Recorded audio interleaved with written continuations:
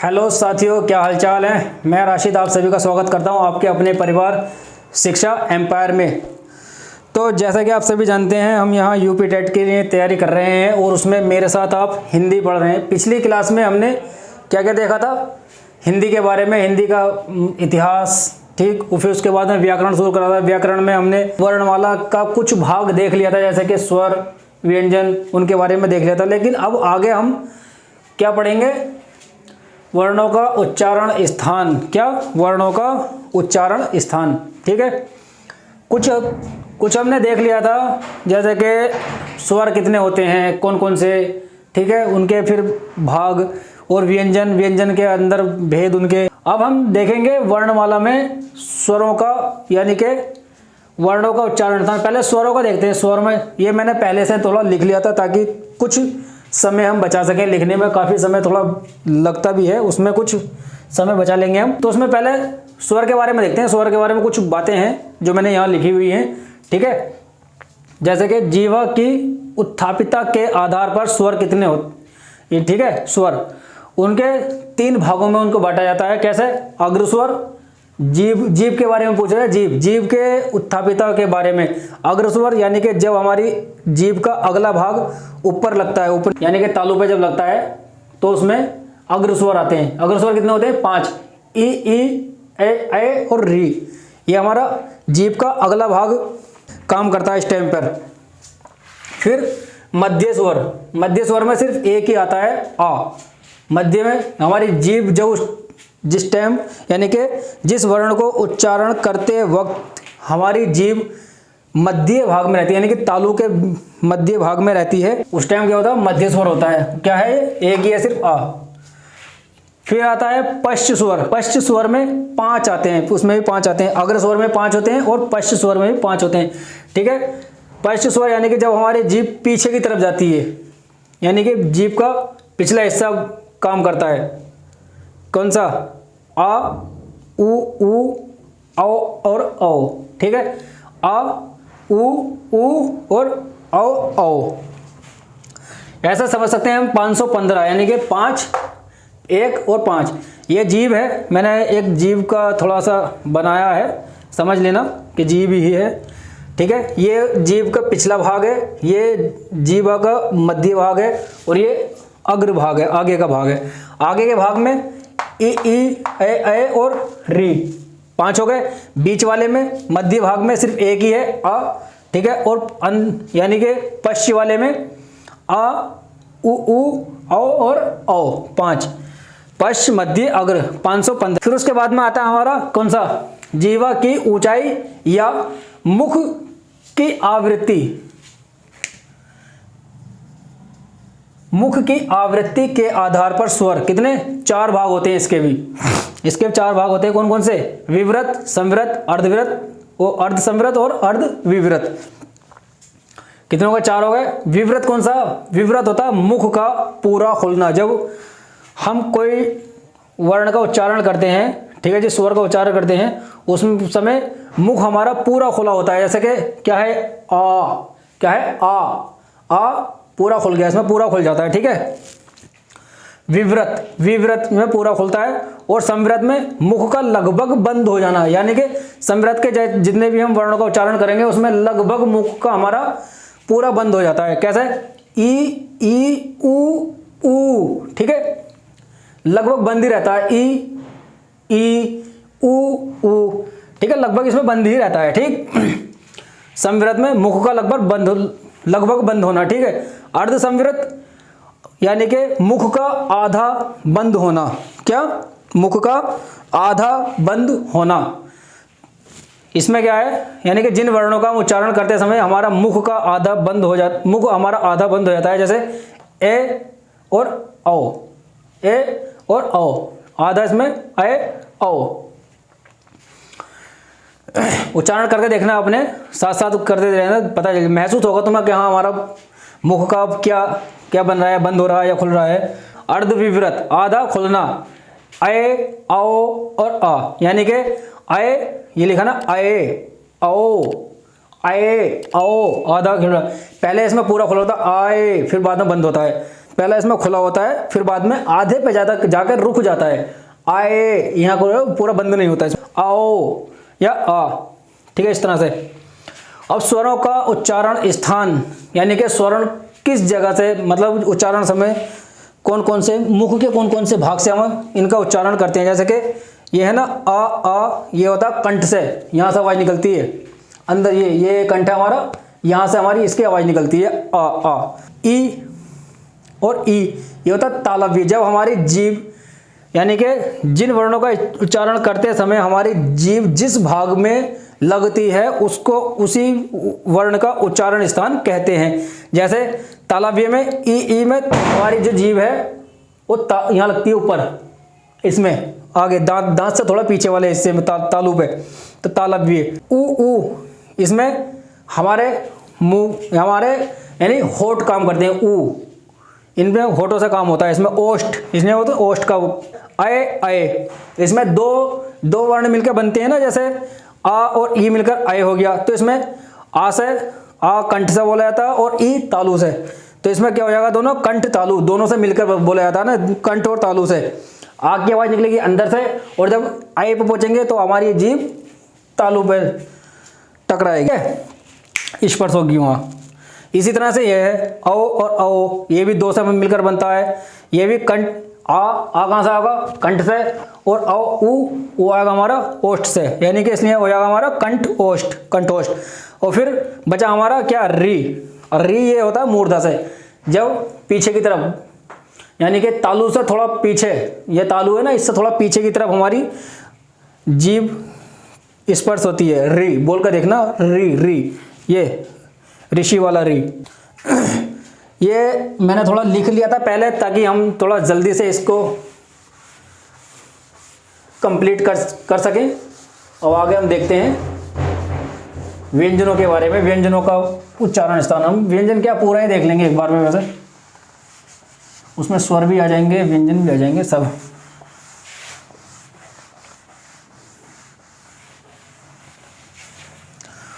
और यार ज़रा लाइक शेयर सब्सक्राइब तो करो, और कमेंट करके बताओ ज़रा कैसी लग रही है क्लास। मज़ा आ रहा है ना पढ़ने में?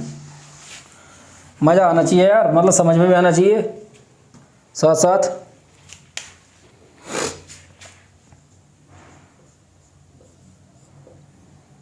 वर्णों का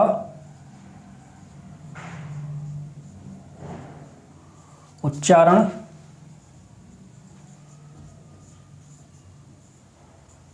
जिस वर्ण को उच्चारित करते समय हमारी जीवा जिस मुख के जिस भाग में स्पर्श होती है, वही स्थान, यानी कि वही भाग हमारा उस वर्ण का उच्चारण स्थान कहलाता है। याद रखना। जैसे एक वो लेते हैं स्पर्शी वाला, का, बा, भा और मा। कितना हो गए? 1 2 3 4 5, 1 2 3 4 5, यानी 25 हो गए ना।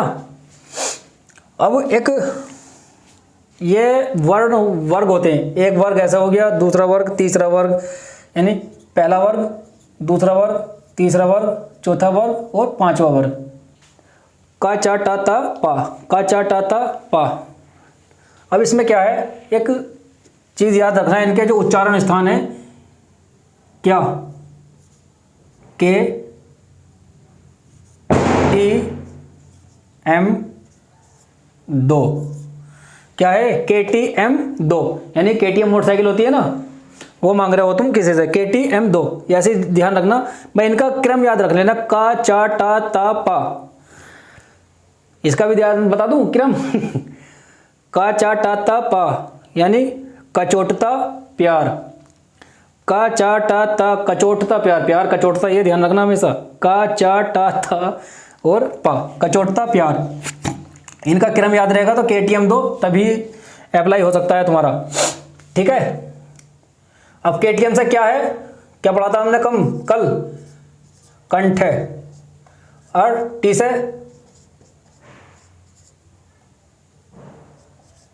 तालु, मा से मूर्धा, ठीक है, दिख रहा है ना। डी से दंत, और ओ से ओष्ठ, ओष्ठ है। अब इसमें भी तो कुछ है ना अभी, जैसे कि कंठ में बताया था आ और आ, और तालु में या और शा, ये आएगा यस, यस तालु में यस प्राप्त होगा, ठीक है, यस यस या और शा, ठीक है। और इसी तरह में मूर्धा में एक क्या था, री आ रहा था ना हमारे उपसर्ग में, और दंत में री और रा भी आएगा, दंत में ता था दा धा, और इसमें ई और ये स्वर, ये भी तुम जुड़ेंगे इसमें, और दंत वाले में सा सा सा, ये वाला सा आएगा, ज़ ज़ फ, और एक ये आएगा आगत वर्ण वाला ज़, ये ध्यान, ये अलग है, जा अलग है और ज़ अलग है, इसका ध्यान रखना। आगत शब्द होते हैं, ये आगत वर्ण मैं लिख देता हूँ, कुल 5 होते हैं और मुख्य ये 2 ही होते हैं। कौन कौन से होते हैं?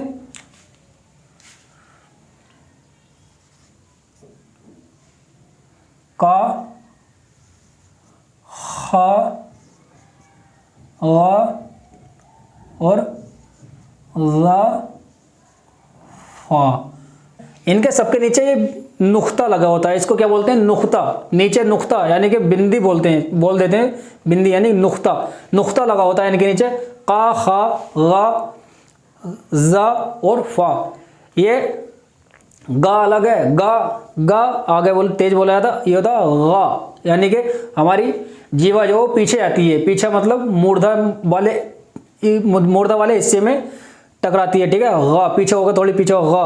और ये जा यानी कि जा होगा हमारा तालू पे, जब हमारी जीभ तालू पे लगेगी ना, दांत से थोड़ी पीछे लगेगी, तब हम बोलेंगे जा, ये जा। और जब हम ये औगत वाले में बोलेंगे, इसमें आता जा, जब हमारी जीभ दांतों से टकराएगी, जा दांतों पर लगेगी, ठीक है, जा। और फा, ये है फा, ये है फा, इसका ध्यान रखना। ये ओष्ठ से बोला जाएगा फा, दोनों ओठों से बोला जाएगा फा। और ये दंतोष्ठ से बोला जाएगा फा, ओठ और ऊपर नीचे वाला ओठ और ऊपर वाले दांत लगेंगे उसमें फा। इसका ट्राई करना, बोलने का पता चल जाएगा, तुम्हें समझ आ जाएगा। और इसमें जो कुल तो 5 हैं ही ये, लेकिन मुख्य वाले कौन से हैं? मुख्य वाले ये 2 हैं, जा और फा, जा और फा 2 हैं मुख्य, इनका ध्यान रखना। मुख्य वाले, अधिकतर मुख्य वाले ये वाले पूछे जाते हैं, मुख्य 2 अक्सर, वैसे ज़्यादातर पूछ ही लेता है इनको, ध्यान रखना। मेरे ध्यान आ गया बताने का, पहले नहीं बता पाया मैं। ये आ गया सा और जा। और ओष्ठ में ये है सब, और हमारा ऊ और ऊ, ये आ गया। और मूर्धा वाले में री आई गया है, सही है। और कंठ वाले में हा भी आएगा, हा, ये हा।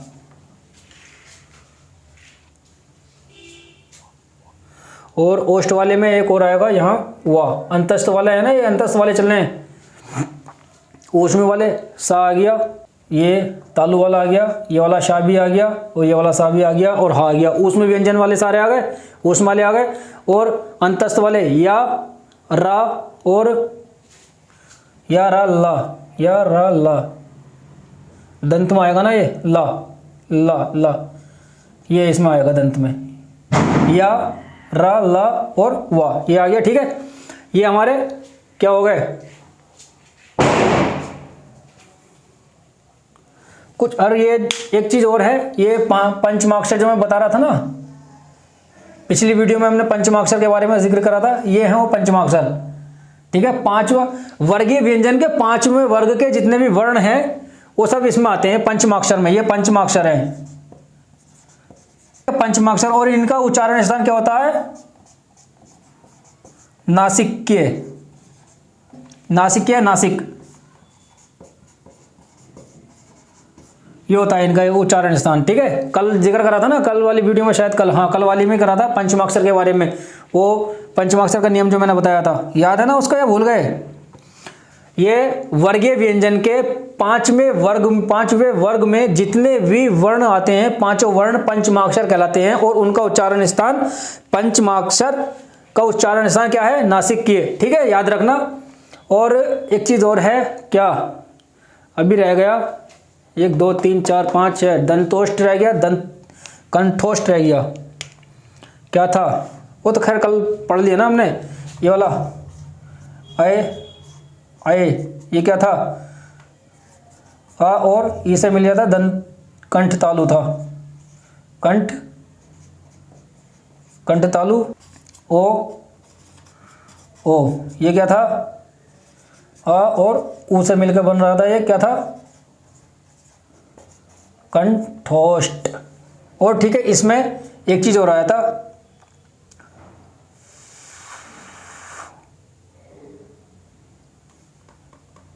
ये था ना ऊपर वाला फा, औगत वाला फा, ये आता है क्या? दंतोष्ट। यानी कि ओठ और दांत से मिलेगा, नीचे वाला ओठ और ऊपर वाले दांत जब टकराएंगे तब ये वाला वर्ण का उच्चारण होता है क्या? फा। ध्यान रखना और इनको प्रैक्टिस करना लगातार बोलने की, क्योंकि इनके उच्चारण का ही खेल है। कभी कभी वर्ण कुछ होता है और हम उच्चारण कुछ और करते हैं। अधिकतर इस वाले को जा को, मोस्टली लोग जा को जा ही पढ़ते हैं, जा अधिकतर निकलता ही नहीं है किसी की आवाज़ से। इसके लिए प्रैक्टिस करना ज़रूरी है। अब ज़रूरी मैं बोल रहा हूँ ना, ज़रूरी नहीं, ज़रूरी।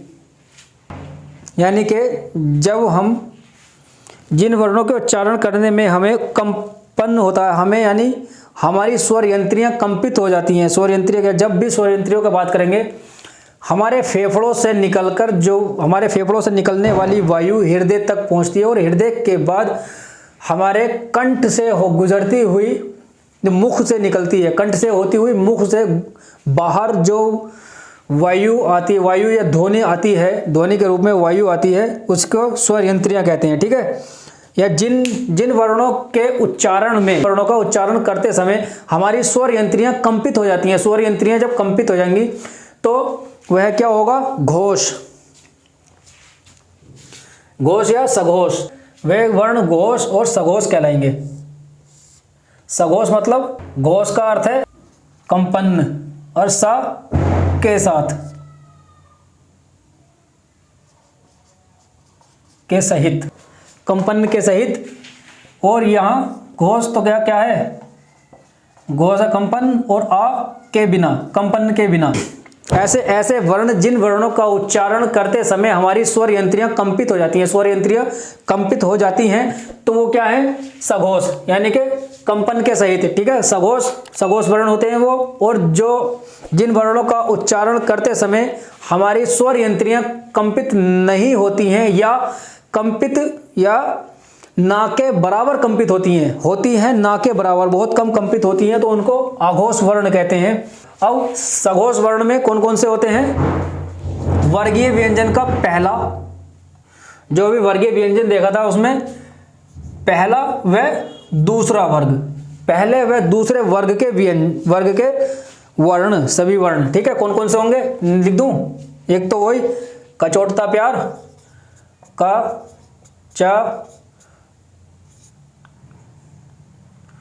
चा ता और पा।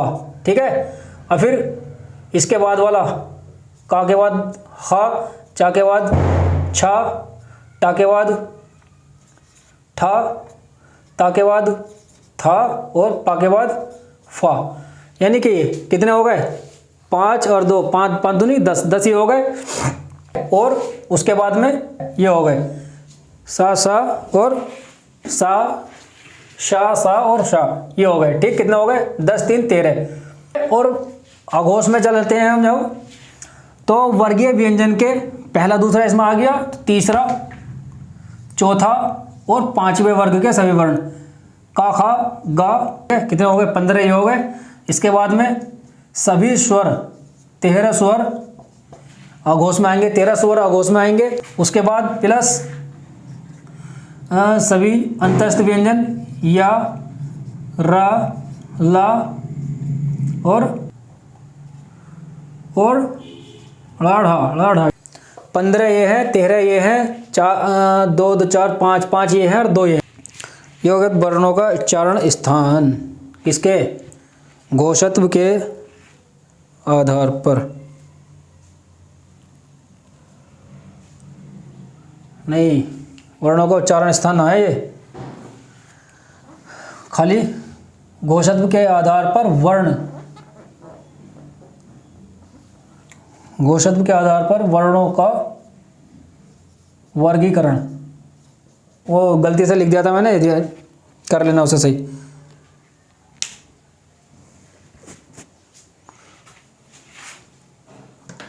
अब क्या आता है? श्वास के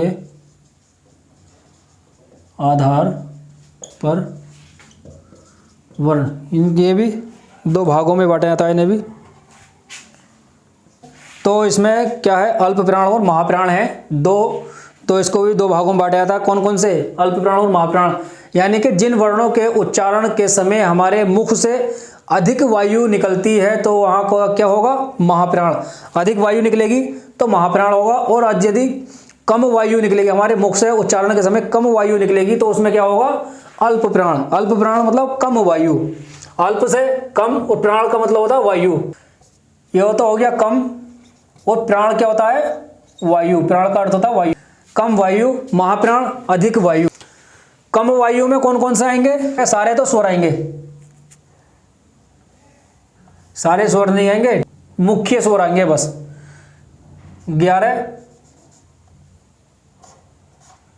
11 स्वर और अंतस्थ व्यंजन। अब अंतस्थ व्यंजन कौन कौन से हो खुद लिख लेना, मैं बस इतने बताऊंगा, ठीक है? अंतस्थ व्यंजन बस इसमें यही होगा, और महाप्राण नहीं।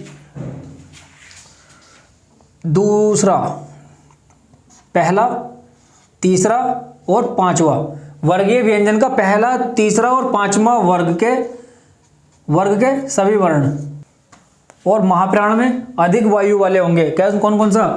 पहला, तीसरा और पांचवा इसमें आ गए, तो कौन कौन से बचे? दूसरा बचा, और कौन सा बचा? चौथा बचा। यानी कि कह सकते हैं हम जिन वर्णों में लगभग हा की आवाज महसूस होती है, जैसे कि है खा, दूसरे में खा आता है खा, और चौथे में क्या आता है? घा।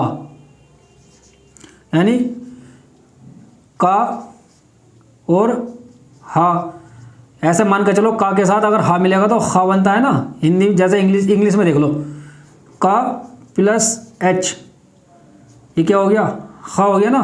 तो इसी तरह से यानी कि है कि या एच की आवाज़ महसूस होती हो। ग में एच लगेगा, यानी कि जी, ग में एच लगेगा तो घा हो जाएगा वो। इस तरह से ये महाप्राण है। तो वर्णमाला लगभग हमारी यहाँ कंप्लीट हो जाती है। यानी कि वायु, श्वास, अल्प प्राण, महाप्राण हो गए, सघोष, अघोष भी हो गए। लगभग हमारी वर्णमाला यहाँ हो जाती है। 1-2 चीज़ और है, लुंठित वर्ग है, जैसे कि क्या है? लुंठित में रा हो गया, और पार्श्विक में क्या होता है? ला। पार्श्विक में ला, और प्रकंपित